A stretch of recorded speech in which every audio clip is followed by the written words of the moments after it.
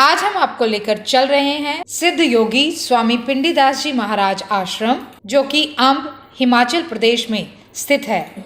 इसके साथ साथ यहाँ पर सिद्ध योगी पिंडीदास जी स्वास्थ्य केंद्र भी चल रहा है। बाबा पिंडीदास जी आश्रम अम्ब में भव्य भावमयी श्रीमद् भागवत कथा एवं ज्ञान यज्ञ सप्ताह दिनांक 21 नवंबर रविवार से 28 नवंबर 2021 दिन रविवार तक चल रही है। कथा सुबह 10:30 बजे से दोपहर 1:30 बजे तक होती है और प्रतिदिन कथा के उपरांत भंडारा किया जाता है। इस भावमयी श्रीमद् भागवत कथा एवं ज्ञान यज्ञ सप्ताह का आयोजन स्वामी पिंडीदास जी आश्रम ट्रस्ट अम्ब की ओर से किया गया है। आश्रम में अम्ब से आश्रम तक आने व जाने की व्यवस्था निशुल्क की जा रही है। श्रद्धेय अतुल कृष्ण जी महाराज भागवत कथा कर रहे हैं।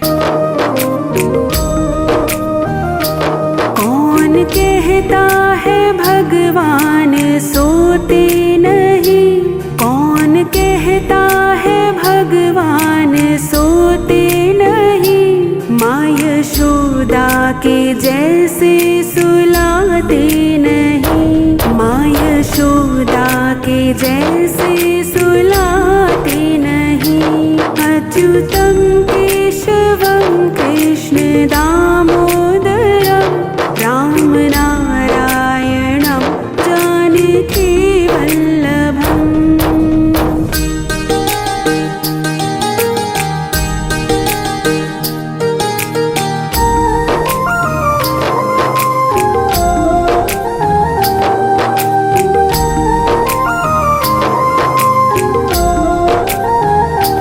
कौन कहता है भगवान नाचते नहीं, कौन कहता है भगवान नाचते नहीं, गोपियों की तरह तुम नचाते।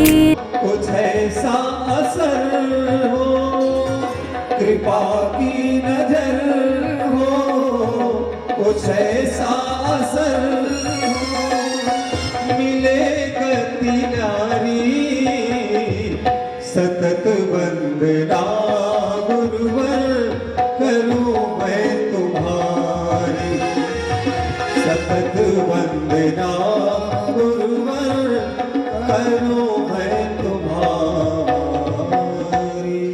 बोले सतगुरुदेव भगवान की जय हो, बोले परम पूज्य श्री स्वामी जी महाराज की जय। नाथ नमो नमस्ते।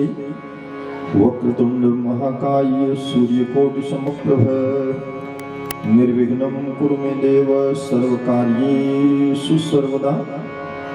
सर्वमंगल मंगल्ये शिवे सर्वार्थ साधिके शरण्ये त्र्यंबके गौरी नारायणी नमोस्तुते। स्थापकाय च धर्मस्य सर्वधर्म स्वरूपिणे अवतार वरिष्ठाय रामकृष्णाय ते नमः। वंशी विभूषित करान्नवनीरदाभात पीताम्बराद अरुणबिंब फलादरोष्ठात् पूर्णेन्द्र सुंदर मुखाद अरविंद नेत्रात् कृष्णात् परम किमपि तत्त्वमहं न जाने।